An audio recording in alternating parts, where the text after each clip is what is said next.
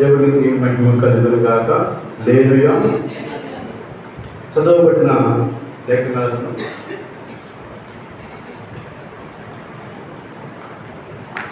యోహాను సువార్త 21వ అధ్యాయము 1 నుంచి 7 వచనాలు మనం చదువుతున్నాం. దేవునికి మహిమ కలుగును గాక. హల్లెలూయా. ఇప్పుడు వచ్చిన మీ అందరూ కూడా హృదయపూర్వక వందనాలు. దేవుని మహాకృపను బట్టి మరొక ఆదివారం దేవుని సన్నిధిలో చేరి దేవుని మాటలు ధ్యానం చేసుకోవడానికి ప్రభుత్వం చూపించాడు. పోయిన ఆదివారం అంతా మనము ఏం పండుగ చేసుకున్నాము? ఈస్టర్ పండుగ చేసుకున్నాము. యేసు ప్రభు సమాధిలో నుంచి తిరిగి లేచారు, పునరుద్ధానం అయ్యారని మనం మాట్లాడుకున్నాం. యేసు ప్రభు పునరుద్ధానం అయిన తర్వాత స్త్రీలకు మొదటిగా కనపడ్డాడు, ఆ తర్వాత శిష్యులకు కనపడ్డాడు. మరలా ఆ రోజు కనపడిన తర్వాత మరలా 8 రోజుల తర్వాత తోమా వారితో పాటు ఉన్నప్పుడు వారితో కనపడ్డాడు. తోమా అప్పుడు అందరూ కూడా ప్రభువుని నమ్మారు, విశ్వసించారు. యేసు ప్రభు తిరిగి లేచారని అందరూ నమ్మారు. హల్లెలూయా. అక్కడ వరకు బాగా ఉంది. ఆడవాళ్ళు చూశారు, శిష్యులు చూశారు, అందరూ చూశారు. యేసు ప్రభు తిరిగి లేచారని నమ్మారు. బాగుంది అంతవరకు. ఆ తర్వాత యేసు ప్రభు మరలా 3వసారి శిష్యులకు ప్రత్యక్షమయ్యాడు. అది ఏ విధంగా ప్రత్యక్షమయ్యాడో 21వ అధ్యాయము 1 నుంచి మనం చదువుకుందాం. అందరూ బైబిల్ తీసుకున్నట్లయితే నేను చదువుతాను. ఆ మాట మనం చదువుకుందాం. అటు తర్వాత యేసు తిబెరయ సముద్ర తీరమున శిష్యులకు మరలా తను ప్రత్యక్షపరచుకొనెను. ఆయన తను ప్రత్యక్షపరచుకునే విధమేదనగా సీమోను పేతురును, దిదుమ అనబడ తోమాయు, గలిలయలోని కానా అని ఊరివాడును, నతనయేలును, జబదయి కుమారులను ఆయన శిష్యుల్లో మరి 2 కూడి ఉండేది. సీమోను పేతురు, నేను చేపలు పట్టబోదునని వారితో అనగా వారు, మేమును మీతో కూడా వచ్చిదమని. వారు వెళ్ళి తోని ఎక్కిరి, కానీ ఆ రాత్రి ఏమీ పట్టలేదు. హల్లెలూయా. చాలా జాగ్రత్తగా దేవుని మాటలు మనం విన్నట్లయితే చూడండి, ఎందుకంటే దేవుని వాక్యము చాలా విలువైనది.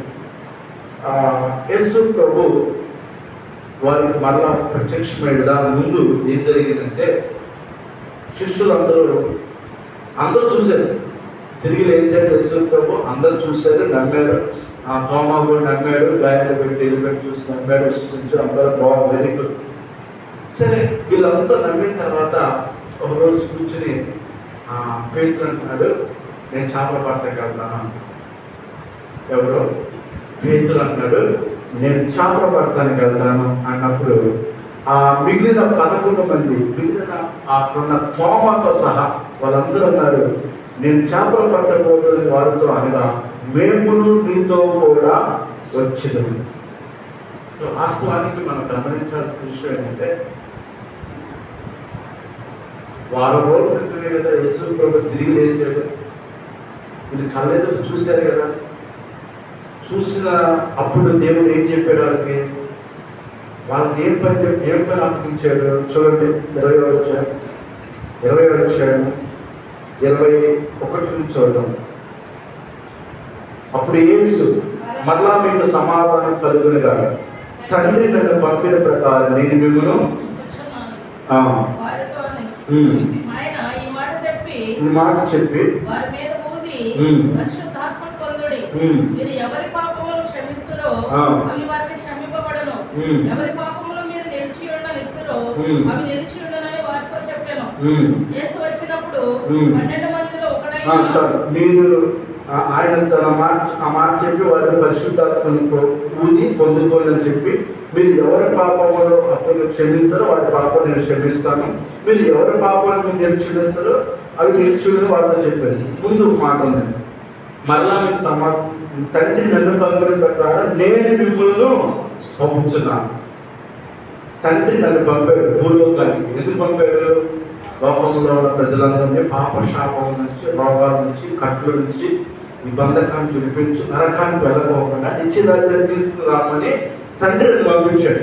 ఇప్పుడు నేనేం చేస్తాను, మిమ్మల్ని మీరు కూడా అలాగా లోకంలోకి వెళ్ళి నేను సజీవులని నలుగురు చెప్పి 10 మంది లోకంలో అందరూ చెప్పి వాళ్ళందరినీ నా దగ్గర నడిపించండి, నా రాజ్యాన్ని నడిపించండి, ఇది తండ్రి నాకు ఏదైతే అప్పగించాడో అదే పని మీకు అప్పగిస్తానని చెప్పి వారి మీద పరిశుద్ధాత్మ అని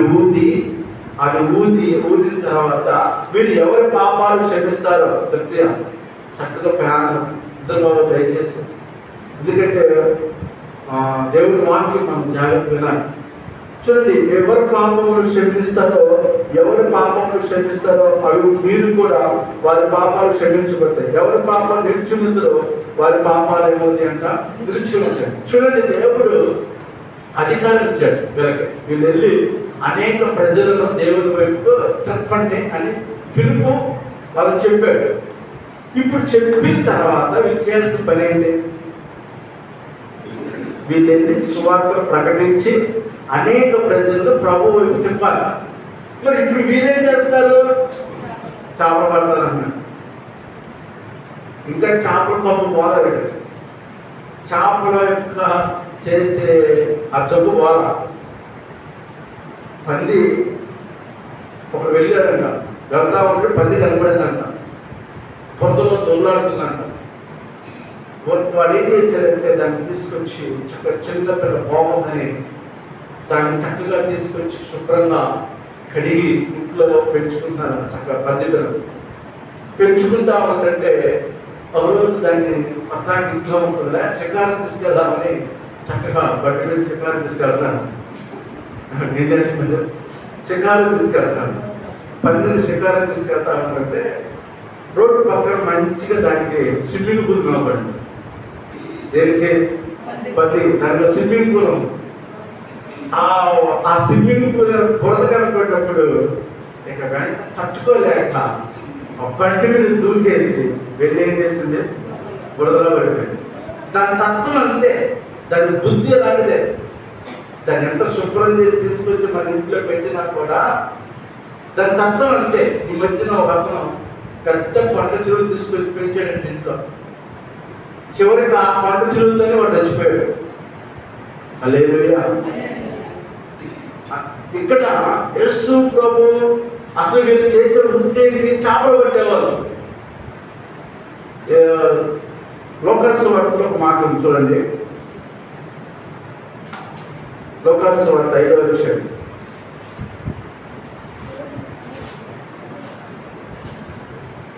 3వ వచనం 2వ వచనం. ఆ సదస్సు తీరమున 2 దోణులు చూచును, జాలర్ల వాటిలో దిగి తమ వలలో కలుగుచున్నది. ఆయన ఆ దోణిలో సీమోను ఒక దోణి ఎక్కి దరి నుండి కొంచెం త్రయమని అతను అడిగి కూర్చుంది. దోణుల నుండి జనసమూహములకు బోధించును. ఆయన బోధించి సాధించిన తర్వాత, నీవు దోణులను లోతు నడిపించి చేపల పట్టుటకు మీ వలలు వేయడని సీమోనుతో చెప్పగా, సీమోను ఏలినవాడా, రాత్రంతా మేము ప్రయాసపడతాం కానీ మాకేమీ దొరకలేదు, అయినను నీ మాట చొప్పున వలలు వేద్దామని ఆయనతో చెప్పారు. వలలాగా చేసి విస్తారమైన చేపలు పట్టలేదు. అందుచేత వారి వలలు పిగిలిపోవచ్చుండగా వారు వేరే దోణిలో ఉన్న తమ పాలి వారు వచ్చి తమకు సహాయం చేయాలని వారికి సంధ్యలో చేసేది. 11వ వచనం ఏమన్నాడు? వారు దోణి దరికి చేర్చి 10వ వచనం చూద్దాం. అందుకు యేసు భయపడకము, ఇప్పటి నుండి నువ్వు మనుషులను ఏముంది అక్కడ 10వ వచనం కింద, అందుకు యేసు భయపడకము, ఇప్పటి నుండి నువ్వు మనుషులను పట్టువాడు ఉందో అని సీమోనుతో చెప్పారు. సీమోను పని ఏంటి? చేపలు పట్టే వ్యక్తిని దేవుడు ఆ రాత్రి ఒక చేప పడకపోతే వారి జీవితంలో అద్భుతం చేసిన తర్వాత సీమోను ఆశ్చర్యపోయి, పేతురు ఆశ్చర్యపోయి ప్రభువా అని ఆయన దేవుడు రక్షకుడు ప్రభువుని గమనించి వెంటనే ఆ ఆశ్చర్యం తట్టుకోలేక నేను పాపిని గవ్వాన్ని దాని పడవ మీద నుంచి ఆ సరస్సులో సముద్రం దూకిన తర్వాత, అయ్యా నేను పాపిని, నేను భయపడవద్దు, ఇప్పటి నుంచి నీ పని ఏం చేస్తా? చేపల పట్టం కాదు, ఎవరు పట్టాలి? మనుషులు పట్టుకోవాలి. మనుషులను నా వైపు నడిపించాలి, ఇది నీ వృత్తి. అప్పుడు వెంటనే వాళ్ళు ఏం చేశారంటే వారి దోమలను ధరికి చేర్చి సమస్తమును విడిచిపెట్టి ఏం చేశారు? ఆయన ఇది దేవుని చిత్తం, పిలుపు. ఎవరిది? పేతురు పిలుపు. అలాగే నీకు నాకు పిలుపు ఉంది. ఆ పిలుపు ప్రకారంగా మనం నడవాలి, ఆయన చిత్త ప్రకారం మనం నడవాలి.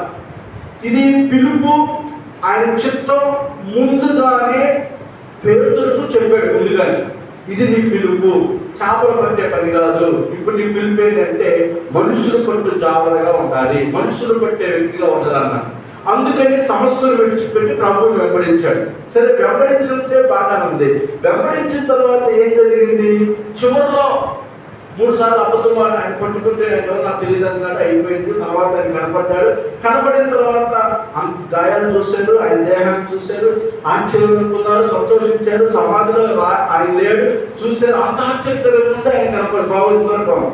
ఇదంతా అయిపోయిన తర్వాత ప్రభు చెప్పాడు, మీరు వెళ్ళి తండ్రి మీరు పంపిన ప్రకారం మీరు కూడా వెళ్ళి చేయండి, నా పని చేయండి అని వారి శక్తిని ఊది, మీరు ఎవరి పాపాలు క్షమిస్తారో నేను కూడా వారి పాపాలు క్షమిస్తాను, మీరు ఎవరి పాపాలు నిలిచిందో నేను వారి పాపాలు నిలిచుండు. అంటే అంత అథారిటీ, అంత పవర్ను, శక్తిని ఎవరికి ఇచ్చాడు? దేవుడు పేతురుకు, శిష్యులకు ఇచ్చాడు. ఇచ్చిన వీళ్ళు ఏం చేయాలి? మనుషులు పట్టే వ్యక్తులుగా తయారవ్వాలి. మనుషులు పట్టే వ్యక్తులు తయారవ్వకుండా మళ్ళీ ఈయన ఏమంటున్నాడు? నేను చేపల పడతాకి వెళ్తాను అంటున్నాడు. అంటే ఈయన నమ్మేదా నమ్మలేదా? అది కాన్సెప్ట్. దేవుడిని సంపూర్ణంగా నమ్మకపోతే జరిగే నష్టాలు చెప్తున్నాను ఈరోజు. దేవుడిని సంపూర్ణంగా నమ్మకపోతే జరిగే పరిణామాలు చెప్తున్నాను. దేవుడి పిలుపేటో తెలుసు ఎవరికి? పేతురు. దేవుడి పని ఏం చేయాలో తెలుసు, ఏం చెయ్యాలని శిష్యులందరికీ తెలుసు. తెలిసిన తర్వాత కూడా మరలా చేపలు పడతాకి వెళ్తున్నాడు అంటే ఆయన అసలు దేవుడు నమ్మాడా? నమ్మనట్టే. హల్లెలూయా. సరే, అసలు నమ్మనట్టే వాళ్ళు.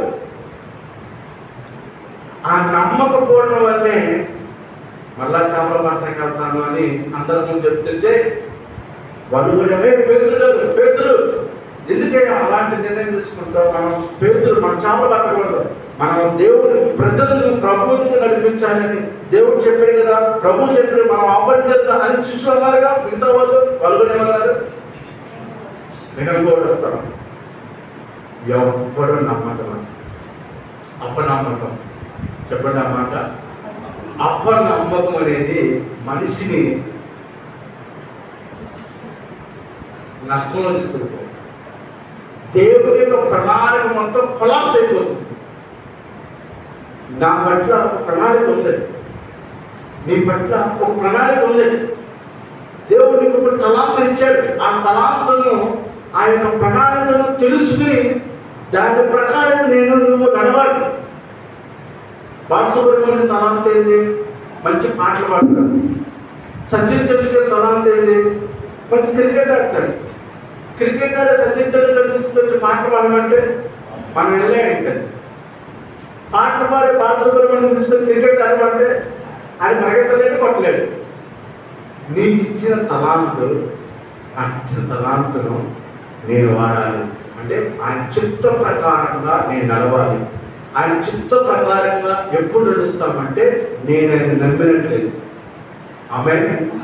నేను ఎప్పుడు నమ్ముతానో ఆయన పని నేను చేస్తాను.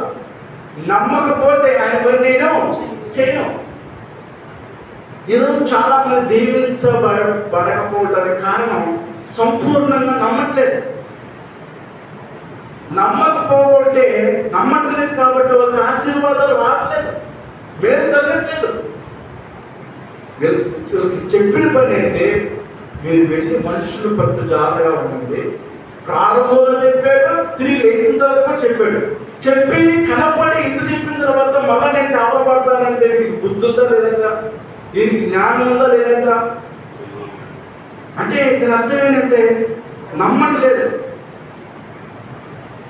అందుకే యేసు బతుకున్నప్పుడు చాలాసార్లు అన్నాడు, మూర్ఖతరం వాళ్ళారా నేనెంతకాలం మీతో ఉంటా, మందములారా నేనెంతకాలం మీతో ఉంటా. ఈరోజు క్రైస్తవులు విశ్వాసులు అలాగే ఉన్నారు. నమ్మటనే నమ్మి బాప్తిసం పొందిన వాడు ఏమవుతారంట?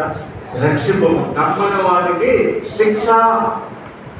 నమ్మి బాప్తిసం పొందిన వాడు ఏం చేయాలి?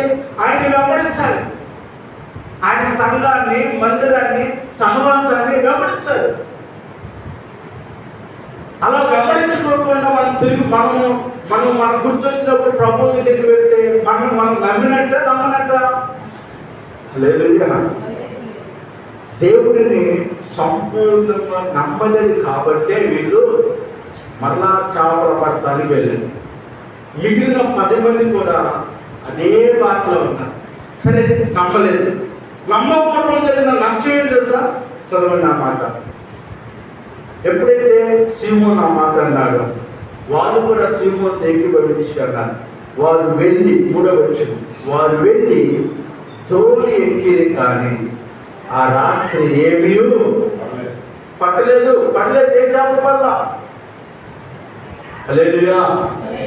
ప్రియమైన దేవుని సంగమా, దేవుడు నమ్మకపోతే, దేవుడి మీద విశ్వాసం ఉంచకపోతే ఏ కార్యాలు జరగవు. ఒక చేప పడ్డ రాత్రి.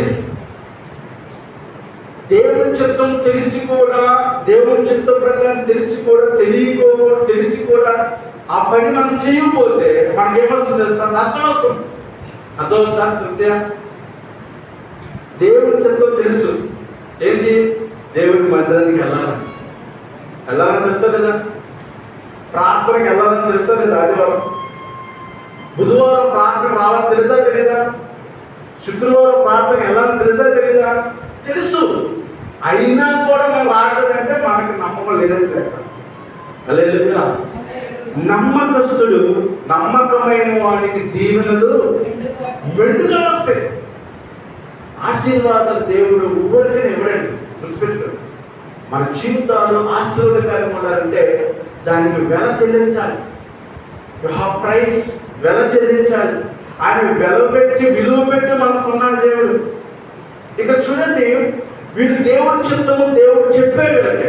మీరు చేపలు పట్టద్దు, మీరు మనుషులు పట్టండి, మీరు మనుషుల పాపాలను క్షమించే అధికారం మీకు ఇస్తున్నాను. మీరు ఎవరి పాపాలు క్షమిస్తారో నేను వారి పాపాలు క్షమిస్తాను. కాబట్టి అనేక ప్రజలు నా వైపు చెప్పండి అనే పని అప్పగించాడు. ఆ పని వీళ్ళు చేయకోకుండా వీళ్ళు ఎక్కడున్నారు? మందిరానికి వెళ్ళకోకుండా ఈరోజు మనిషి ఎక్కడికి వెళ్తున్నాడు? మందిరానికి రాకోకుండా ఎక్కడికి వెళ్తున్నాడు ఈరోజు మనిషి? సహవాసం రాకోకుండా ఈరోజు మనిషి ఎక్కడికి వెళ్తున్నాడు? ఎక్కడికో వెళ్తున్నాడంటే దేవుడిని నమ్మనట్టు. నీకు వీలున్నప్పుడు మందిరానికి రావడం కాదు, మందిరానికి వెళ్ళాలని వీలు చేసుకు రావాలి. హల్లెలూయా. ఇక దేవుని చిత్తం వాళ్ళకి తెలుసు. వాళ్ళు నమ్మకపోవడం వల్ల ఎంత నష్టం వచ్చింది తెలుసా? దేవుని చిత్తం అంత కొలాప్స్ అయిపోయింది. అందుకే వాళ్ళ అపనమ్మకం వలన, వాళ్ళ అవిశ్వాసం వలన, ఆయన చిత్తం చేయకపోవడం వలన, ఆ పిలుపులో వాళ్ళు లోపడుకోవడం వలన, సరే నమ్మకోకుండా, పిలుపు లోపడుకోకుండా వెళ్ళి ఏమైనా సాధించారా? చెప్పండి, సాధించారా? చేపలు పట్టారా? పడ్డా? రాత్రంతయు శ్రమ పడినా రాలేదు ప్రభు జయము.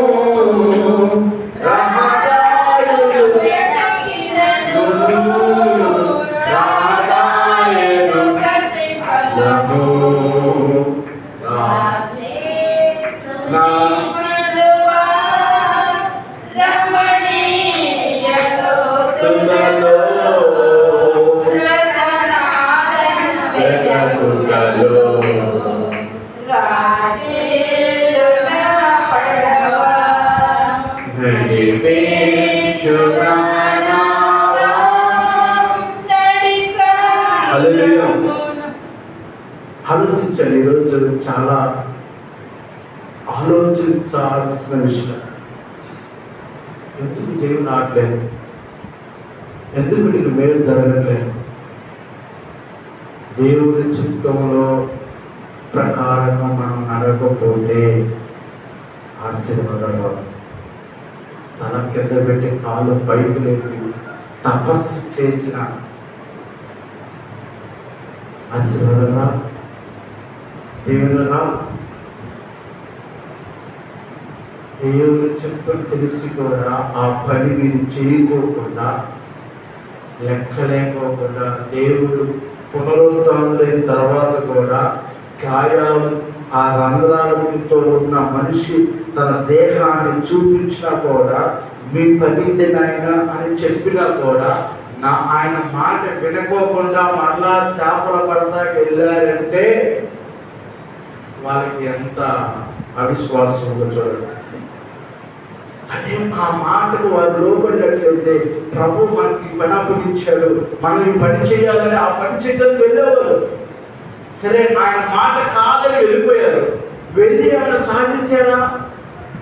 ఆ రాత్రంతయు ఏమో లేదు, ఏమీ పట్టలేదు. ఆనాడు లోకాసువార్త 5వ అధ్యాయంలో కూడా రాత్రంతా ప్రయాసపడ్డారు. చేప పేతురు ఎక్స్పర్ట్ అన్నమాట. కొంతమంది కొన్ని విషయాలు ఎక్స్పర్ట్గా ఉంటారు. డ్రైవింగ్ చేస్తారు, అతను సూపర్ చేస్తారు, చాలా స్పీడ్గా వెళ్తాడు, చాలా టెక్నిక్గా డ్రైవ్ చేస్తారు. దానిలో అతను ఎక్స్పర్ట్, చాలా ఎక్స్పర్ట్. కొంతమంది చాలా చక్కగా మాట్లాడతారు, అతను ఆ మాటల్లో అతను ఎక్స్పర్ట్. కొంతమంది కొన్ని పనులు చాలా తెలివిగా చేస్తారు, దానిలో అతను ఎక్స్పర్ట్.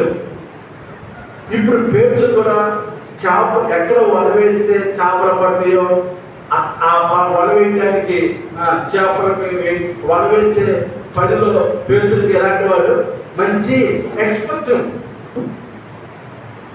ఒక్క చేప కూడా పడాలి, ఒక్క చేప కూడా. లోకాసువార్త 5వ అధ్యాయం ప్రకారం వచ్చారు, ఒడ్డుకు వచ్చారు, ప్రయాసపడ్డారు. రాత్రంతా పడలా. చేపలు పట్టేవాళ్ళు ఎప్పుడు పక్కన వెళ్తారు, రాత్రి వెళ్తారు. రాత్రులు పుట్టు వాళ్ళు వేస్తూ ఉంటారు. వెళ్ళి వల వేస్తే పడలా, వచ్చి వాళ్ళు కడుక్కుంటా ఉన్నారు. కడుక్కుంటా ఉంటే యేసు ప్రభు ఆ మార్గం వాక్యం బోధించి పేతురు నీ ఓడ తెస్తావా అని కూర్చోయాన్ని ఓడలో కూర్చుని యేసు ప్రభు వాక్యం చెప్తున్నారు. వాక్యం చెప్తుంటే వెంటనే ఏం జరిగిందంటే పేతురు చాలా డిసప్పాయింట్తో ఉన్నారు. ఒక్క చేప కూడా పడలేదని. అప్పుడు పేతురుతో అంటున్నాడు, కొంచెం ఓడలు ఎక్కడ నడిపించాలి, లోతులు నడిపించాలి. ఎప్పుడైతే లోతులు నడిపించాడో ఇప్పుడు అంటున్నాడు వలవే అంటున్నాడు. పేతురు అంటున్నాడు, అయ్యా రాత్రంతా శ్రమపడ్డాను, ఒక చేప కూడా చెప్పండి, ఒక చేప కూడా మాట్లాడండి, ఒక చేప కూడా. దేవుడి చిత్తం లేకోకుండా మనం ఏ పని చేసినా సక్సెస్ అవ్వం, విజయం పొందుకోలేదు, విజయం రాదు. దేవుడి చిత్తం లేకుండా మనంతా ప్రయాసపడి ఎప్పుడైతే దేవుడు ఇక్కడ వలె అన్నప్పుడు విస్తారమైన చేపలు, వల పిగిలిపోయేంత విస్తారమైన చేపలు ఆ వలలో పడిపోయి ఆ వల లాగలేక ఏమైపోయారంట అలిసిపోయి పక్కనున్న ఓడలో ఉన్న జాలను కూడా పిలిచి మాకు సహాయము చేయని చెప్పారు. హల్లెలూయా. దీన్ని బట్టి మనం అర్థం చేసుకుందంటే దేవుడిని మనం పరిపూర్ణంగా నమ్మితేనే నీవు అనుకున్న కార్యాలు జరుగుతాయి. పరిపూర్ణ సగం భక్తి చేస్తే కార్యాలు జరగండి. సగం భక్తి, అది అసంపూర్ణమైన భక్తి, కార్యాలు జరగవు. ఎప్పుడైతే దేవుడు నమ్మి విశ్వాసంతో ఆయన చెప్పిన పని మనం చేస్తాం. మొదటిగా వీళ్ళు దేవుడిని అసంపూర్ణంగా నమ్మటం వల్ల జరిగిన నష్టాలు ఏంటంటే, మొదటిగా దేవుడి చిత్తం వీళ్ళు మర్చిపోయారు. అసలు దేవుడు పిలిపేయడం మర్చిపోయారు. దేవుడు పిలిపేయడం వల్లే మనుషులు పట్టమని ఆ పిలుపు మర్చిపోయారు. ఈరోజు చాలా మంది దేవుడు పిలిపేయడం అర్థం కావట్లేదు. దేవుడి ప్రణాళిక నా పట్ల దేవుడి ప్రణాళిక ఏంటి? ఇర్మియా అంటాడు, ఇర్మియా చిన్నపిల్లలు అంటే నీవు నీ తల్లి గర్భంలో ఉన్నప్పుడే నేను నిన్ను ఏర్పాటు చేసుకున్నాను, నీవు ప్రజలకు నా నోటి బోరగా నిన్ను వాడుకుంటాను, నేను నీ ప్రణాళిక ఇది అంటే మనిషిని గర్భంలో రూపింపకమునిపై నీ ప్రణాళిక ఏంటి, నా ప్రణాళిక ఏంటి దేవుడు తెలుసు. ఆ ప్రణాళిక తెలుసుకుని మనం పనిచేయాలి. ఆమేన్. నా జీవితంలో 2005 వరకు నేను జాబ్ చేశాను. జాబ్ చేసిన తర్వాత 2005లో నుంచి 7 వరకు జాబ్ చేసుకుంటూ వచ్చాను. 2003లో నా ఇంజనీరింగ్ కంప్లీట్ అయింది. 2007 వరకు నేను జాబ్ చేసుకుంటూ వచ్చాను. చేసిన తర్వాత 2005 నుంచే నాకు దేవుడి పిలుపు ఉందని చాలా మంది సేవకు చెప్తున్నాను. నాకు నువ్వు దేవుడిని సేవ చేయాలి, దేవుడి పిలుపు ఉంది నీకు అని చెప్తున్నాను. అయినా కూడా నేను నమ్మకపోకుండా, అంటే పిలుపు ఉంటే ఉండలే కానీ నాకున్న ఆర్థిక పరిస్థితులు బట్టి నేను సేవ చేయలేను. అవసరమైతే ఉద్యోగాలు చేసుకుంటూ అనేక మంది నేను సహాయపడతాను ఆలోచన ధోరణిలో ఉంటా. అది నా ఉద్దేశం. ఎందుకంటే అప్పటికి దాదాపు 50,000 ప్రాజెక్ట్స్, నెలకి 50,000, నాకు ఒక కారు, నా కింద 10 మంది కుర్రాళ్ళు పనిచేసేవాళ్ళు, నాకు ఒక ఇల్లు గుజరాత్లో, ఒక మంచి ఇల్లు ఉంది, హ్యాపీ లగ్జరీ లైఫ్. ఇక్కడ నేను దుబాయ్ వెళ్ళాలని ప్లాన్ చేసుకున్నాను, పాస్పోర్ట్ అప్లై చేసుకున్నాను. ఒకరోజు పాస్పోర్ట్ రాదని నాకు తర్వాత దేవుడు చెప్తున్నాను, నేను అన్ని కరెక్ట్గా పెట్టి కదా, నాకు ఎందుకు రాదు పాస్పోర్ట్ అని నేను దేవుడి కళలో వాదిస్తున్నాను దేవుడితో. ఇక రాదన్నాడు. కరెక్ట్గా తెల్లారి పోలీసు వచ్చాడు. పోలీసు వచ్చిన తర్వాత మేము ఏం చేస్తున్నాం అన్నాడు. ఆ టైంలో పాస్పోర్ట్ రావడం చాలా కష్టం. నేను ఏం చేస్తానంటే, ఏం చేస్తుందండి, ఖాళీగా ఉన్నాను. ఇంజనీరింగ్ చదివి నువ్వు ఎందుకు ఖాళీగా ఉంటావు, ఎక్కడ జాబ్ చేస్తున్నావు, అసలు ఎక్కడ ఉన్నావు అన్నాడు. నేను ఆ పోలీస్ డ్రెస్ చూసి, ఆయన మాట చూసి భయపడిపోయి, నేను హైదరాబాద్ వెళ్తున్నాను, పలానా జాబ్ చేస్తానని వెంటనే హైదరాబాద్ రాసేసాను. అప్పటి నుంచి పాస్పోర్ట్ రాదు. ఇక సరే దుబాయ్ వెళ్దామని ప్లాన్ ఫెయిల్ అయిపోయింది. ఇప్పుడు దుబాయ్ వెళ్ళే ప్లాన్ ఫెయిల్ అయిపోతే సరే ఇండియాలో ఉండైనా మన జాబులు చేసుకోవచ్చు కానీ అన్ని కంపెనీలకి నా రెజ్యూమ్ పెడుతున్నాను. అన్ని కంపెనీ నా రెజ్యూమ్ పెడుతున్నాను. అప్లై చేస్తున్నా వస్తున్నా. ఎక్కడికైనా నన్ను తీసుకోవట్లేదు. ఎందుకంటే నాకు పిలుపు దగ్గర పడితే పిలుపు ఉంది, అది నాకు అర్థం కాలేదు. సేవ చెప్తున్నారు కానీ నేను దాన్ని నెగ్లెక్ట్ చేస్తాను, తిరస్కరిస్తున్నాను. నేను దేవుడికి సేవ చేయను, ఉద్యోగం చేసుకుంటాను, అవసరమైన ఉద్యోగం చేసుకుంటూ దేవుడిని సేవకు సహాయపడతానని అలాంటి ఆలోచన ఉన్నాను. కానీ ఎప్పుడైతే ఆ ఆలోచన ఉన్నానో నేను ఏ పని చేసినా ఫెయిల్ అవుతున్నాను. ఏ ఉద్యోగం నాకు రాట్లా. అప్పుడు దాకా ఉద్యోగం చేసిన వ్యక్తిని రాజస్థాన్లో, వైజాగ్లో, గుజరాత్లో, అన్ని రాష్ట్రాల్లో ఉద్యోగం చేసిన వ్యక్తిని ఎప్పుడైతే దేవుడి పిలుపు నాకు దగ్గర అవుతుందో, చేయాలని ఒత్తిడి ఎక్కువ అవుతుందో నాకు ఏ ఉద్యోగం రాదు. నాకేం అర్థం కావట్లేదు. నేను నా ఎక్స్పీరియన్స్ ఉంది, 3-4 years ఎక్స్పీరియన్స్ ఉంది. ఎక్కడికైనా కాల్ చేస్తావా అంటున్నారు, పిలుస్తావా అంటున్నారు. ఎక్కడికైనా ఏమవుతారు. ఇక్కడ నాకు అర్థం కాక మేము వెళ్ళే పాస్టర్ గారి దగ్గరికి వెళ్ళాము. పాస్టర్ గారి దగ్గరికి వెళ్ళినప్పుడు పాస్టర్ గారు అన్నాడు, ఇట్లా దొరుకుతుందని అంటే ఆయన అన్నాడు, ప్రార్థన చేసుకో, దేవుడి చిత్తం ఏంటో దేవుడిని బయలుపరుస్తాను. నాకు దేవుడి నా పట్ల దేవుడి చిత్తం ఏంటో ఆయన తెలుసు. మీకు విషయం తెలుసా, మీ అందరి పట్ల దేవుడి చిత్తం ఏంటో నాకు తెలుసు. ఎందుకంటే నేను కాపరిని కాబట్టి, నేను మీకు కాపరిని కాబట్టి నాకు తెలుసు. కానీ ఆ చిత్తం నేను చెప్పడం కన్నా మీరంతగా మీరు ఆ చిత్తం తెలుసుకుని నడిస్తే అది గొప్ప విషయం. హల్లెలూయా, దేవునికి స్తోత్రం, హల్లెలూయా. అందుకే మనం గమనించాలి. ఎప్పుడైతే దేవుని చిత్తము అని పాస్టర్ గారు చెప్పాడో ఇక వెంటనే నేను ప్రార్థనలో కూర్చోవడం మొదలుపెట్టాను. ప్రార్థన చేసుకోవడం మొదలుపెట్టాను. మొదట 21 రోజులు ఉపవాసం ఉందామని అనుకుని ప్రార్థన చేయడం కూర్చులో పెట్టాను. ప్రార్థన చేసుకుందామని మొదలు పెట్టుకున్నాను. ఇక 20 రోజులు అనుకుని ఉపవాసం ఉంటాను. ఓన్లీ మజ్జిగ, టీ, ఓన్లీ టీ, మజ్జిగ అంతే. ఇక అన్నం, నైట్లో అన్నం లేదు, పగల అన్నం లేదు, టిఫిన్ లేదు, ఏమీ లేదు. అలా ప్రార్థన చేసుకుంటున్నప్పుడు 21 days కాదు, 5 days ఉండాలని దేవుడు ఇంకా ప్రేరేపించాడు. వితిన్ 7th day రోజు, 7వ రోజు ప్రార్థన చేసుకుంటే దేవుడు యెషయా గ్రంథం 43 వచ్చాడు, 44 వచ్చాడు, ఇర్మియా గ్రంథం 1 వచ్చాడు. ఇలా అనేక అధ్యాయాలు దేవుడు స్పష్టంగా నాతో మాట్లాడిన తర్వాత నేను ఎప్పుడైతే తీర్మానం తీసుకున్నానో ఆ రోజు నుంచి ఈ రోజు వరకు వెనుతిరిగి చూడలేదు. హల్లెలూయా, హల్లెలూయా. ఇది నా అంతర్గా నేను దేవుడి ప్రణాళిక తెలుసుకున్నాను. ఆ తెలుసుకున్న తర్వాత ఆ చిత్తమే నేను తెలుసుకుని చేస్తాను కాబట్టి ఈ రోజు వరకు దేవుడు ఈ విధంగా నడిపించుకుని వస్తున్నాను. అదే ఆ చిత్తం తెలుసుకోకుండా ఇంకా నేను నెగ్లెక్ట్ చేస్తూ సంవత్సరాలు నేను నా జీవితంలో విజయం పొందుకునేవాడు కాదు. హల్లెలూయా. కాబట్టి ఈరోజు ఎందుకు మన జీవితాలు ఆశీర్వదించబడలేమో అనే కారణం సంపూర్ణంగా దేవుని నమ్మలేకపోవడం, దేవుని చిత్తం తెలిసి కూడా దాన్ని మర్చిపోయి దాని ప్రకారం నడవకపోవడం. వీళ్ళకి దేవుని చిత్తం తెలుసు అయినా కూడా వాళ్ళు మర్చిపోయి ఏం చేస్తారు, చేపలు పడతారు కదా. సరే పడతానికి వెళ్ళిన వాళ్ళకి ఏమన్నా వేడి జరిగిందా, ఏమి జరగదు. తర్వాత ఏం జరుగుతుంది? 4వ వచనం, సూర్యోదయం వచ్చుండగా యేసు దరి నిలిచింది. అయితే యేసు తన శిష్యుని గుర్తుపట్టలేదు. యేసు, పిల్లలారా, భోజనములకు మీ వద్ద ఏమైనా ఉన్నదా అని వారిని అడిగగా లేదని వారు ఆయనతో చెప్పారు. అప్పుడు ఆయన తోడుని కుడి పక్కన వలవేలు మీకు దొరికినని చెప్పిన కనుక వారు అలా చేయగా చేపలు విస్తారంగా పడినందున వల లాగలేకపోయేది. హల్లెలూయా. దేవుడు మొదటిగేమో శిష్యులు దేవుని చిత్తము మర్చిపోయారు. రెండోది, దేవుని చిత్త ప్రకారం నడవకపోతే వారికి నష్టమే జరిగింది, ఏమీ మేలు పొందరు.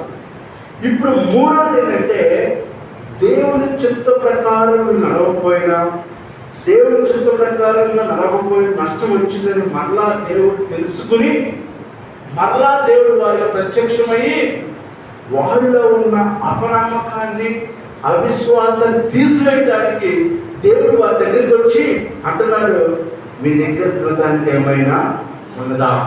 ఏమీ లేదయ్యా, మాకు ఒక చేప పడలేదు అన్నప్పుడు యేసు ప్రభువు ఏమన్నాడు? ఇగో దోణి కుడి పక్కన ఏమేమన్నాడు?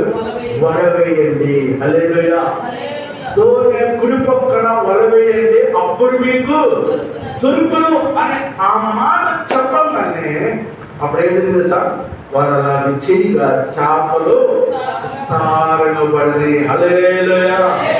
ఎప్పుడైతే దేవుడు చెప్పిన మాట ప్రకారం వాళ్ళు చేశారో వారికి చేపలు ఏమైనా విస్తారంగా పడింది. హల్లెలూయా. మూడవది, దేవుడిని ఎప్పుడైతే దేవుడి మీద మరలా వారు విశ్వాసం ఉంచారో, దేవుడి మీద ఎప్పుడైతే వారు విశ్వాసం ఉంచారో వారు అనుకున్న కార్యమైంది జరిగింది. ఆమేన్. దేవుడి మీద నమ్మకం ఎప్పుడైతే మరలా ప్రారంభమైందో, ఆయన చెప్పిన మాట ప్రకారంగా కుడి పక్కన వలవేయండి అని అన్నారో, అప్పుడు వాళ్ళు ఏం చేశారు తెలుసా, ఆ వలవేయండి వారిని విస్తారమైన చేపలు పడ్డారు. హల్లెలూయా. అందుకే గుర్తుపెట్టుకోవాలి, ఈరోజు దేవుని చిత్త ప్రకారంగా నువ్వు వెళ్ళినట్టయితేనే నీకు ఆశీర్వాదం. దేవుని చిత్త ప్రకారంగా మనం వెళ్ళకపోతే ఎంత కష్టపడు. జేబులో పడి చిల్లు, జేబులో ఒక్కోసారి మనం పెట్టుకునేటప్పుడు ఏమో తెలుసా, పోతామండి. కొంతమంది కష్టపడతారు కాబట్టి ఆ కష్టం మనం తెలియలేకపోతాం. అది ఏదో ఒక రోగాలు పూర్వకంగానో ఏదో ఒక విధంగా నష్టమైపోతాం. అది ఇంత కష్టపడింది ఎందుకు వారు పోగొట్టుకున్నారంటే కారణం ఒకటే, దేవుడి మీద వారు నమ్మకం ఉంచుకోకుండా డబ్బు మీద నమ్మకం ఉంచారు. కాబట్టి ఆ డబ్బు ఏమైపోతుందంటే పోతుంది. డబ్బు నిలబట్టలేదు. ఈరోజు మనిషి జీవితంలో డబ్బు నిలబడలేదు. కారణం ఏంటంటే మనిషి దేవుడి కంటే డబ్బు మీద నమ్మకం పెట్టుకున్నాడు. అందుకే ఆ డబ్బు నిలబట్టలేదు. నువ్వు దేవుడి మీద నమ్మకం ఉంచు, నీ డబ్బులు అలాగే. ఆమేన్. నువ్వు ఎంత ఖర్చు పెట్టినా నీ ఇంట్లో ఏమైనా ఎలా ఉంటాయంటే మిగిలినది దేవుడు చేస్తాడు. ఆమేన్. అర్థమవుతున్న స్తోత్రం చేద్దాం ఒకసారి. హల్లెలూయా. మొదటిగా దేవుని చిత్తాన్ని మర్చిపోయారు. మర్చిపోవడం వల్ల వాళ్ళకి మేలు జరిగిందా? నష్టమే జరిగింది. ఎప్పుడైతే దేవుడి మీద నమ్మకం ఉంచి విశ్వాసం ఉంచి మళ్ళా దేవుడు ప్రత్యక్షమే దేవుడు చెప్పిన ప్రకారం చేశారో వారికి ఏం జరిగింది? మేలు జరిగింది, ఆశీర్వాదించారు. అప్పుడు ఏం జరిగింది తెలుసా? అప్పుడు వల వేసిన విస్తార చేపలు పెట్టారు. అప్పుడు ఎంత చేపలు వేసాం? 11వ వచ్చి చూద్దామా? 21:11. సీమోను పేతురు దోణి ఎక్కి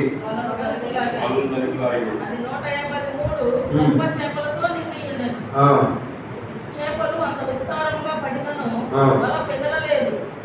యేసు రండి భోజనం చేయడని వారితో అనెను. ఆయన ప్రభువని వారికి తెలిసినందున నీవెవడవా అని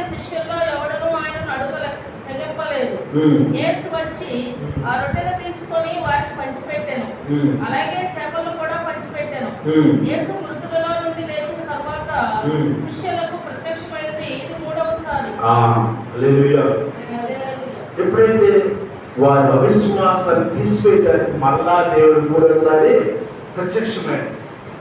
ఇక్కడ జాగ్రత్తగా మనం ఎప్పుడైతే అపనమ్మకం వెంటాడుతూ ఉంటుందో ఆ అపనమ్మకాన్ని తీసివేయడానికి దేవుడు పదే పదే నీకు దర్శిస్తూ ఉంటాడు. హల్లెలూయా. నీకు మేలు చేస్తానే ఉంటాడు, మేలు చేయడానికి సిద్ధపడుతూ ఉంటాడు. ఎందుకంటే నీలో ఆ అపనమ్మకాన్ని తీసివేయాలి. సైతానేమో అపనమ్మకం చేసింది, దేవుడేమో నమ్మకాన్ని గురి చేస్తాడు. ఆ అపనమ్మకం తీసివేయడం, అరే ఈ శిష్యులు దేవుడు నా చిత్తం మర్చిపోయారు, చేపలు పడదామని వెళ్ళారు, ఒక చేప కూడా పడలేదు అని దేవుడు విడిచిపెట్టడం, వాళ్ళు విడిచిపెట్టడా? ఒక్కసారి ప్రభు నమ్మిన తర్వాత దేవుడు వారిని విడిచిపెట్టాడు. నమ్మని వారిని కూడా పిలుస్తూనే ఉంటాడు దేవుడు, నమ్మిన వారిని అసలు విడిచిపెట్టాడు. వాళ్ళు తప్పిపోతే మరలా వాళ్ళని సరైన మార్గంలో తీసుకొస్తానికి ప్రయత్నిస్తారు దేవుడు. ఇప్పుడు తప్పిపోయిన వీళ్ళు నిరాశలో ఉంటారు. ఒక చేపలు పడలేదంటే బాధలో ఉన్నప్పుడు మొదట వారి కోరిక నెరవేర్చాడు. కుడిపక్కన వలవేయండి అనగానే వాళ్ళ మనోనేతలు ఏమైనా అంట చూడండి 7వ వచనం. కాబట్టి యేసు ప్రేమించిన శిష్యుడు ఆయన ప్రభువు సుమి అని పేతురుతో చెప్పాడు. ఆయన ప్రభువుని సీమోను పేతురు విని వస్త్రహీనుడై ఉన్నందున పైబట్ట వేసి సముద్రం దుమికిను. దరి ఇంచుమించు 6 మూరల దూరం ఉన్న తక్కిన శిష్యులు చేపల భావించు ఆ చిన్న దోణిలో వచ్చింది. వారు దిగి దగ్గర రాగానే అక్కడ నిప్పులు వాటిని ఉంచుకొని చేపలు 2 కనబడి యేసు మీరిప్పుడు చేపలు కొన్ని తీసుకునే వారు చెప్పగా సీమోను పేతురు దోణికి వలను దరికి లాగెను. హల్లెలూయా. ఎప్పుడైతే చేపలు పడిన తర్వాత యేసును బాగా ప్రేమించిన శిష్యుడు పడుతున్నాడు, ఆయన పేరు యోహాను. అందుకే తల్లిని ఎవరికి అప్పగించాడు? యోహానికి అప్పగించాడు. యోహాన్ అంటే యేసు ప్రభుకి చాలా ఇష్టం. యేసు ప్రభువును కూడా అందరికంటే ఎక్కువ ప్రేమించిన శిష్యుడు ఎవరంటే, యేసు ప్రభువును ఎక్కువ ప్రేమించిన శిష్యుడు ఎవరంటే యోహాన్. అందుకే యోహాన్ అంటున్నాడు, గంటని గమనించాడు. చేపలు పడగానే ఈయనెవరో కాదురా, ఈయన ప్రభు అయినా యేసు. వెంటనే పేతురు అప్పుడు ఎలా దూకాడు, కిందకి నదిలో దూకాడు, ఇంట్లో కూడా దూకేసి అవును ప్రభువా అని ఆశ్చర్యపోయాడు. ఆయన భయం వేసింది. ఆయన చెప్పిన పని చేయకుండా మళ్ళా చాలా పట్టణానికి వచ్చాడు. హల్లెలూయా. కాబట్టి ఈరోజు మనం మొదటగా అపనమ్మకం వస్తే ఆయన చెప్తాన్ని మనం మర్చిపోవాలి. అపనమ్మకం రాని గురించి చూసుకోవాలి. అపనమ్మకం వస్తే జరిగే నష్టం ఏంటంటే ఆయన చిత్తం మర్చిపోతాం. చిత్తం మర్చిపోయినప్పుడు మనకి ఏమైనా మేలు జరిగిందంటే ఏమీ జరగదు. మూడవదిగా ఎప్పుడైతే మన అపనమ్మకంతో ఉంటుంటే దేవుడు చూస్తూ ఉంటుకోడు. ఆయన వచ్చి మనం ఏం చేస్తారంటే ఆ విశ్వాసాన్ని తీసివేసి మళ్ళా విశ్వాసంలోకి మనం ఏం చేస్తాడు? బలపరుస్తాడు. 4వ మాట మనం ప్రార్థన చేసుకున్నాం. చూడండి 21:15 వచ్చింది. చదవండి 15వ వచనం నుంచి 17 నుంచి 15 వచ్చిన వారు భోజనం చేసిన తర్వాత యేసు సీమోను పెద్దను చూసి యోహాను కుమారుడు అయిన సీమోను, వీరికంటే నీవు నన్ను ఎక్కువగా ప్రేమించుచున్నావా అని అడుగగా అతడు అవును ప్రభువా, నేను నిన్ను ప్రేమించుచున్నానని నీవే ఎరుగుదువని ఆయనతో చెప్పాను. యేసు నా గొర్రె పిల్లలను మేపుమని అతనితో చెప్పాను. మరలా ఆయన యోహాను కుమారుడైన సీమోను, నన్ను ప్రేమించుచున్నావా అని రెండవసారి అతన్ని అడుగగా అతడు అవును ప్రభువా, నేను ప్రేమించుచున్నానని నీవే ఎరుగుదువని అతనితో చెప్పాను. ఆయన నా గొర్రెలను కాయమని చెప్పాను. మూడవసారి ఆయన యోహాను కుమారుడైన సీమోను, నన్ను ప్రేమించుచున్నావా అని అతన్ని అడిగాను. నన్ను ప్రేమించుచున్నావా అని మూడవసారి తను అడిగినందుకు పేతురు వ్యసనపడి, ప్రభువా, నీవు సమస్తము ఎరిగిన వాడు, నిన్ను ప్రేమించుచున్నానని నీవే ఎరుగుదువని ఆయనతో చెప్పాను. నా గొర్రెలను మేపుము. ఆమేన్. ఇప్పుడు దేవుడు మనం అడుగుతున్న ప్రశ్న తెలుసా? ఎంతమంది యేసుని ప్రేమిస్తున్నారు? అందరూ ప్రేమిస్తారు. దేవునికి స్తోత్రం. హల్లెలూయా.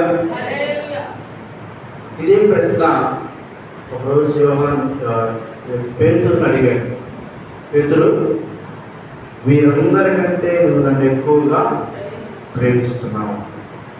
ఇప్పుడు చెప్పండి, అందరికంటే యేసుని ఎక్కువ ప్రేమిస్తున్నావా లేదా? మీ గుండె మీద చేసి చెప్పండి,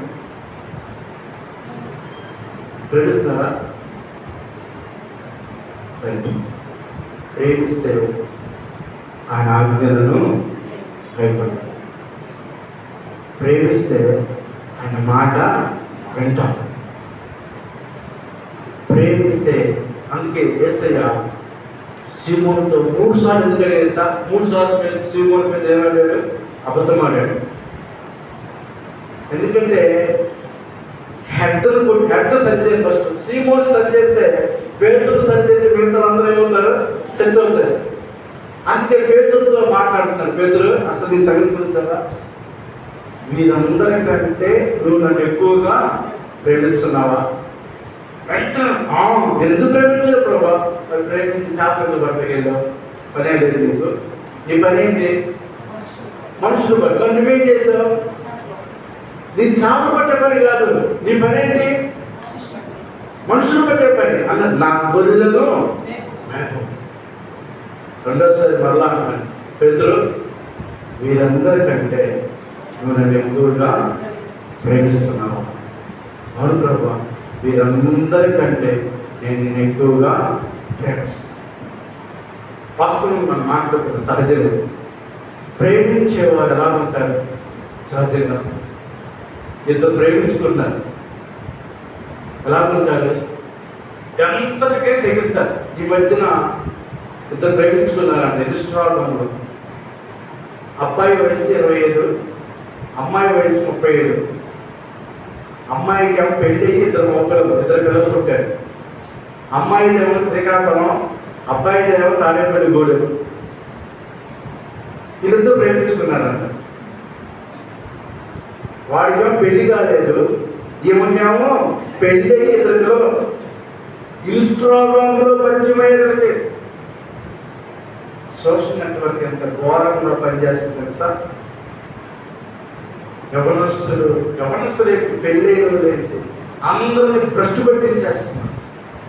పాపములో నెట్టివేస్తుంది మనం. సరే, ప్రేమించుకుంటే అంగదా అందరం, నువ్వు నన్ను ప్రేమించేదితే రా అని వాడు అంటాం. ఆమె ఇద్దరు పిల్లలు విడిచిపెట్టేసేసి వాడి దగ్గర తాడేపల్లి రావడం. ఆ రోజు వాళ్ళ ఆవిడ కనపడలేదంటే శ్రీకాకుళంలో వాళ్ళ ఆయన ఏం చేశారంటే పోలీస్ కంప్లైంట్ ఇచ్చాడు. మా ఆవిడ కనపడలేదు, ఏమైపోయిందని కంప్లైంట్ ఇస్తే ఆరాధిస్తే తాడేపల్లి గూడెం దొరికింది. ఆయన అన్నాడు, అమ్మా తెలుసో తెలియకో ఇన్స్టాగ్రామ్లో పరిచయం ప్రేమించాను, అదే ఉద్యోగం అనుకున్నాం, తప్పు, అలా చేయకూడదు, మనకి ఇద్దరు పిల్లలు ఉన్నారు, అలా పనులు చేయకూడదు రామా అని బతిమిలాడి పెట్టబడి తీసుకెళ్ళాడు. తీసుకెళ్ళిపోయిన కొద్ది రోజుల తర్వాత ఇందాక చెప్పే కదా, ఆ బురదలో ఆ మధ్యని తీసుకొచ్చి ఎంత శుభ్రం చేసి తీసుకొచ్చి ఇంట్లో పెట్టినా కూడా మళ్ళా ఏమైంది, కొద్ది రోజులకి ఆ బురద కనపడకుండా బురదలో పడిపోయింది. కొద్ది రోజుల తర్వాత ఈమె మళ్ళా చెక్కేసి ఆడుతూ అనేదంట, మన ప్రేమని సమాజం ఒప్పుకోవట్లేదు. ఏది ఆమె పెళ్ళి ఇద్దరు పిల్లలు పెట్టి ఇరుగా పెళ్లి కాకుండా మన ఇద్దరు ప్రేమ సమాజం ఒప్పుకోవట్లేదు, కాబట్టి మన ఇద్దరు చచ్చిపోదాం. ఇదా ప్రేమ అంటే? ఇదా ప్రేమ అంటే? ఎవరికి హల్లెలూయా. చచ్చిపోయారు, నిజంగా చచ్చిపోయారు వాళ్ళు. మన జరిగింది నిశ్చితం జరిగింది మధ్యన చచ్చిపోయారు భార్య, ఆ కుర్రోడు ఆమె. అసలు ఆ మైండ్లో ఎందుకు రాలేదు? నా భర్త ఉన్నాడు, నాకు ఇద్దరు పిల్లలు పుట్టారు అన్న మైండ్ ఎందుకు రాలేదు? ఈరోజు డబ్బు కోసం పిల్లలను చూడలేదు, భర్తను చూస్తలేదు, భార్యను చూస్తలేదు. ఆ పాపము వచ్చి జీతం ఏంటంట? మరణం. చివరికి చూసేది చచ్చిపోయారు, ఇద్దరు చచ్చిపోయారు. మన ప్రేమను ఈ మనుషులు గుర్తించట్లేదని ఏదో యవనస్తులాగా గుర్తించి చచ్చిపోయారంట. నిజంగా ప్రేమించేవాడు, నిజంగా నేను ఎందుకు చెప్తాను అన్నమాట, అలా అంత ప్రేమగా ఉన్నారు అని ఆ ప్రేమ గుర్తు చచ్చిపోయారు. కానీ ఇక్కడ యేసు ప్రభు అంటాడు, నువ్వు నన్ను ప్రేమిస్తే ఏం చేయాలి? నా గొర్రెలను మేపు. ఇప్పుడు మన గొర్రెలు పెరుగుతున్నాయి, కానీ ఇప్పుడు మనం ఏం చేస్తాం? నిజంగా దేవుని ప్రేమించే వాళ్ళు ఏం చేస్తారు? ఆదివారం ఎవరుంటారు? బుధవారం ఎవరుంటారు? శుక్రవారం ఎవరుంటారు? దీన్ని బట్టి నువ్వు దేవుని ప్రేమిస్తున్నావు అని చెప్పి ఇప్పుడు ప్రత్యేక కూడిక దేవుడి మందిరంలో జరుగుతున్నప్పుడు ఎవరుంటావు? ప్రేమిస్తున్నానని ఒక సింపుల్ మాట చెప్పేదే కాదు. సింపుల్ మాట దేవుడిని ప్రేమించేవాడు ఆయన మాట చూడండి. 16 వచ్చేది అంటున్నాడు. యోహాను సువార్త 14 వచ్చేది 21 వచ్చును. నా ఆజ్ఞలను అంగీకరించి వాటిని గైకొన్న వారే నన్ను ప్రేమించువారు. నన్ను ప్రేమించువారు నా తండ్రి వల్ల ప్రేమింపబడ్డు. నేను వారిని ప్రేమించి వారికి నన్ను కనపరుచుకును. 23 ఒకడు నన్ను ప్రేమించేలా వాడు నా మాట గైకొను. అప్పుడు నా తండ్రి వారిని ప్రేమించును. మేము వారి వద్దకు వచ్చి వారి యొక్క విచారం చేద్దాం.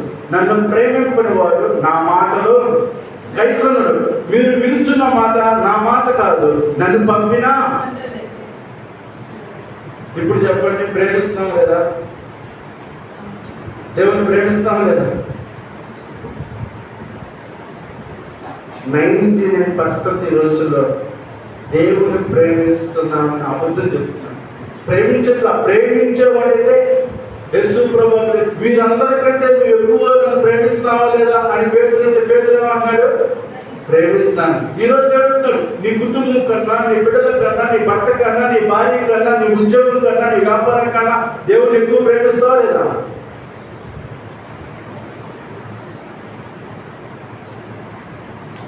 ప్రేమించదు. ఎందుకంటే కుటుంబం, భార్య, భర్త, పిల్లలు, ఉద్యోగం, వ్యాపారం.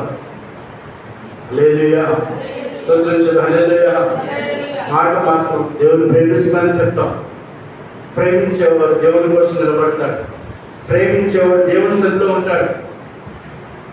యేసు ప్రభు ఊరకనే పేతురు 3 సార్లు 3 సార్లు అబద్ధమైన వ్యక్తి. ఆయన ఎవరో నాకు తెలియదు, 3 సార్లు అబద్ధమైన వ్యక్తి. అందుకే 3 సార్లు కన్ఫెస్ చేస్తాడు. నిజంగా నా కోసం నువ్వు ప్రేమించేవాడు అయితే నా గొర్రెలను నువ్వు మేపు అన్నాడు. వారిలో నా విశ్వాసం అపనమ్మకం తీసివేయడానికి, ఇదిగో నువ్వు ప్రేమిస్తే నువ్వు నా మాట వింటావు, నా ఆజ్ఞలు కైకొంటావు. అందుకే యేసు ప్రభువు నాకన్నా ఎక్కువగా మీరు ఎవరిని ప్రేమించొద్దన్నాడు. ఈరోజు ఎక్కువగా నువ్వు దేవుని ప్రేమిస్తున్నావు. ఎక్కువగా దేవుని ప్రేమిస్తారో దానితోనే గడుపుతారు మనిషి. ఒక మనిషి సెల్ ఫోన్ బాగా ప్రేమిస్తాడు అనుకోండి, 24 గంటలు ఏం చేస్తాడు? సెల్ ఫోన్తో చాట్ చేసుకుంటూ మాట్లాడుతూ ఉంటారు, చూస్తూ ఉంటాడు. కొంతమంది ముచ్చట్లు బాగా మాట్లాడుతూ ఉంటారు. ఈ 24 గంటలు ముచ్చట్లు చెప్పుకుంటూనే ఉంటారు. అంటే అది ఎక్కువ ప్రేమిస్తారు. కొంతమంది ఎక్కువగా సినిమాలు, పుస్తకాలు, ఎంజాయ్మెంట్ తిరుగుతారు, అది ఎక్కువ ప్రేమిస్తారు. కానీ ఈరోజు దేవుడు అన్నాడు, నువ్వు నన్ను ప్రేమిస్తే నువ్వు నా మాట, నా ఆజ్ఞలను. ఆయన ఆజ్ఞ ఏంటి?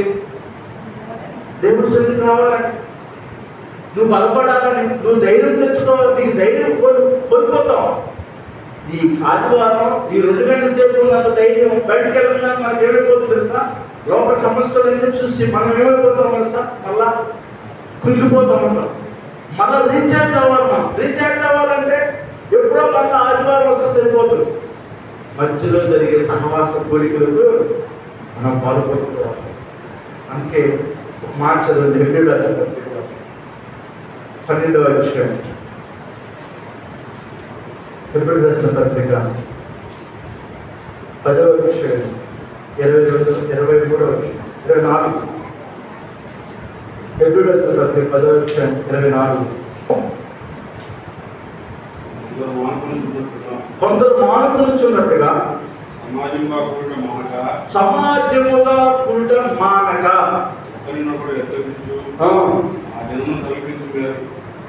ఆ దినము సమీపించుట మీరు చూసిన కొద్దీ మరి ఎక్కువగా అలా చేయుచు ప్రేమ చూపుటకు కార్యములు చేయటకును ఒకరినొకరు ప్రతిపత్తులని పురుకొల్పు వల్లని ఆలోచిస్తును. ఇది సంఘానికి చెప్తున్న మాట. అర్థమైందా? కొందరు మానుకొనుచున్నట్టుగా అంటే అర్థం, కొందరు మానుకుంటున్నారు. లోకాన్ని ఎక్కువ ప్రేమించేవాడు ఏం చేస్తాడు? మానుకుంటా ఉంటాడు. సహవాసాన్ని మానుకుంటాడు. సంఘ సహవాసాన్ని మానుకుంటాడు. పౌలు ఆ రోజే హెచ్చరించాడు డెబ్రీ సంఘానికి, కొందరు మానుకొనుచున్నట్టుగా సమాజముగా కూడుకునుట మానవద్దు. మానడం వల్ల జరిగే నష్టమేం తెలుసా? నీ ఆత్మీయ ధైర్యం కోల్పోతావు. నీ ఇన్నర్ మ్యాన్, అంతరంగ పురుషుడు బలహీనం అవుతాడు. అంతరంగ పురుషుడు ఎప్పుడైతే బలహీనం అవుతాడో శరీరంగా నువ్వేమి చేయలేవు. హల్లెలూయా. ఏ పని చేయాలన్నా గుండె ధైర్యం కావాలి. ఈ గుండె ధైర్యం ఎక్కడ వస్తుంది? దేవుడి దగ్గర వస్తుంది, దేవుడి సన్నిధిలో వస్తుంది. ఇది గుండె ధైర్యం లేకపోతే మనిషి ఎంత బాగుపడ్డా ఏమీ చేయలేడు. మనోధైర్యం లేకపోతే మనిషి ఏమీ చేయలేడు. అందుకే ఈ చివరి కాలంలో కొందరు మానుకొనుచున్నట్టుగా సమాజముగా గురుడా మానదు. అదేదో ఆటలాడేటప్పుడు వాళ్ళు కడుపు నొప్పి, ఆటలాడేటప్పుడు వాళ్ళు కడుపు నొప్పి, ఆ ఊరు ఆ పని ఈ పని చేసిన కడుపు నొప్పి రాదు. ఏ నొప్పి రాదు. మందిరానికి వచ్చినప్పుడు ఏమొచ్చింది?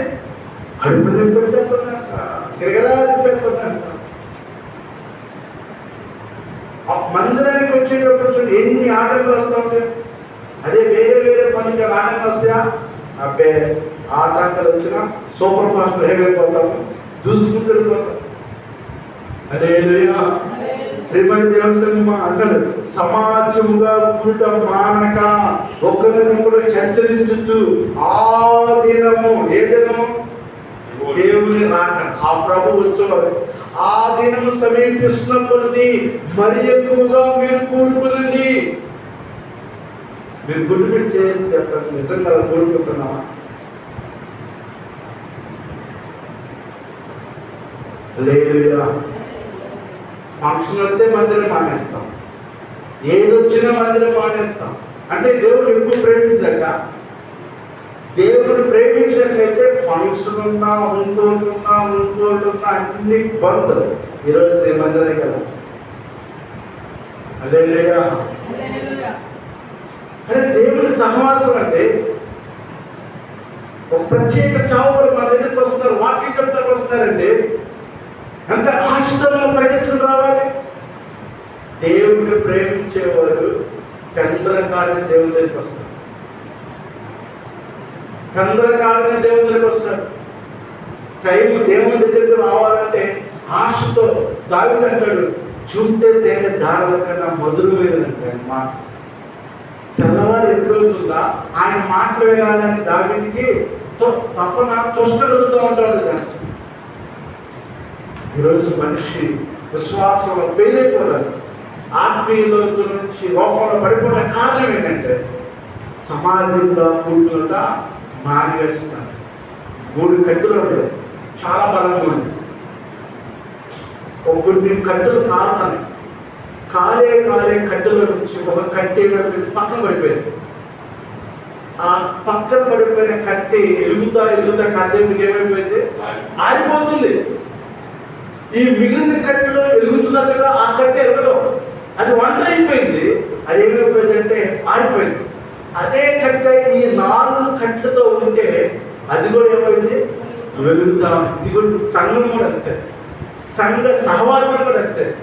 సంఘంతో ఉంటేనే నువ్వు అభివృద్ధి చెందుతావు, సహవాసంలో ఉంటేనే నువ్వు అభివృద్ధి చెందుతావు. సహవాసం కాకుండా మనం దూరం అయిపోతే. అందుకే పేరుతో అడుగుతున్నాడు, నువ్వు నన్ను ప్రేమిస్తున్నావా? ఎస్. అయితే వీళ్ళందరికంటే నన్ను ఎక్కువ ప్రేమిస్తున్నానంటే ప్రేమిస్తున్నాను. ప్రేమిస్తే నా పని నువ్వు చేయి, నా గొర్రెలు నువ్వు కాయి, నా గొర్రెలు కాయి, నా గొర్రెలు ఆత్మీయ నడిపించంట.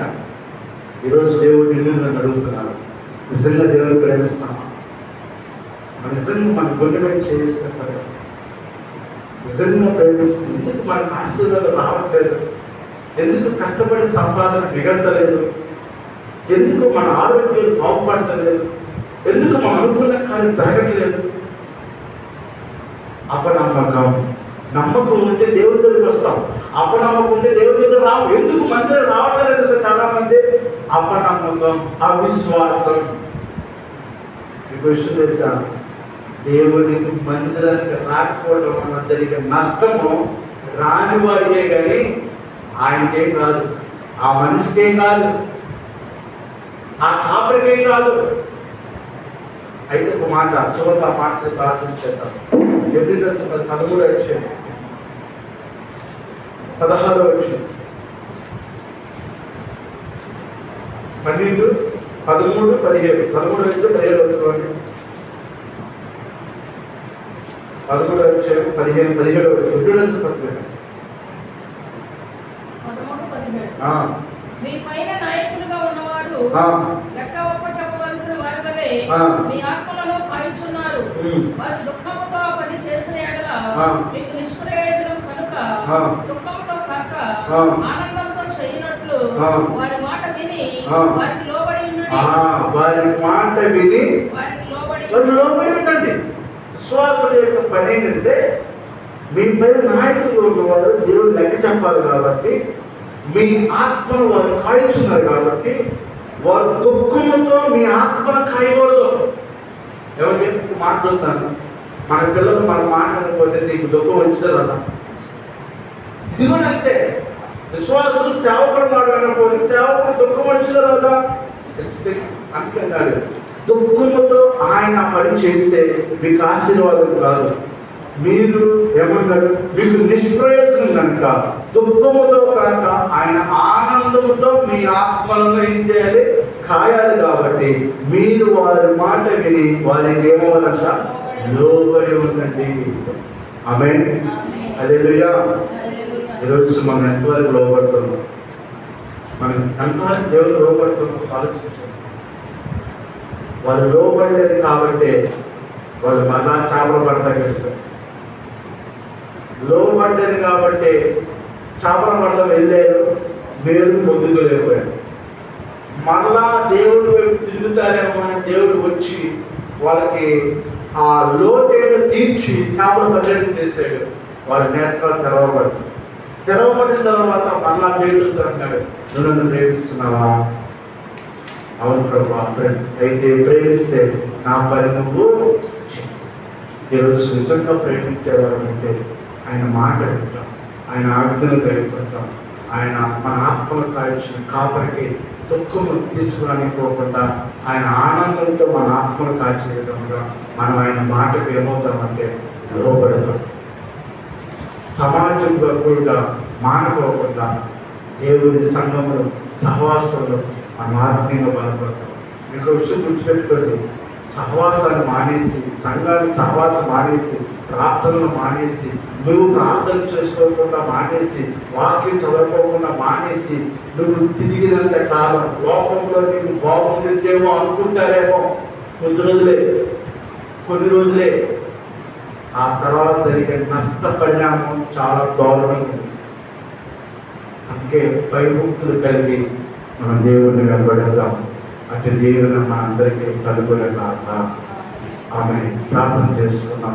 అందరి తలలో వచ్చి కళ్ళు మూసుకున్నట్లయితే ఈరోజు అడుగుదాం, నాలో అపనమ్మకం తీసివేయండి, నీ చిత్త మీద తెలుసుకుని ఆ చిత్త ప్రకారం నేను నడిచే జ్ఞానం నాకు దయచేయండి. నా ఇష్ట ప్రకారంగా నేను వెళితే నేనేమీ పొందుకోలేనయ్యా.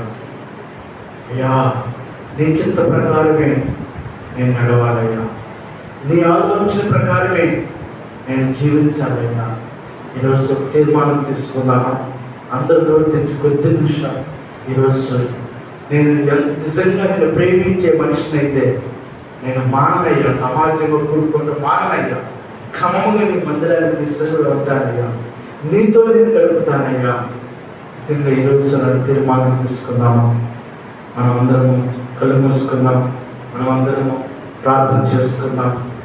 దేవుని చిత్తమనుకో మనం లోపడతాం. చిత్తం ఏంటో తెలుసుకుందాం. ఈరోజు నీ చిత్తం నా పట్ల దేవుని చిత్తం ఏంటో నీకు అర్థం కాకపోతే నన్ను అడుగు, ఒక కాపరిగా నేను చెప్తాను, నీ పట్ల దేవుని చిత్తం ఏందో నేను చెప్తాను. ఎందుకంటే కాపరికి తెలియకపోతే ఏముండదు, అన్ని దేవుని బయలుపరుస్తాను. కాబట్టి ఈరోజు మనం ప్రార్థన చేసుకున్నాం. హల్లెలూయా, స్తోత్రం.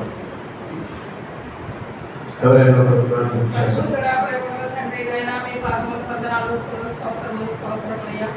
అయ్యా ఇదిగో నా తండ్రి, గత పునరుద్ధాన దినముడి పునరుద్ధాన దినములు ప్రార్థన మమ్మల్ని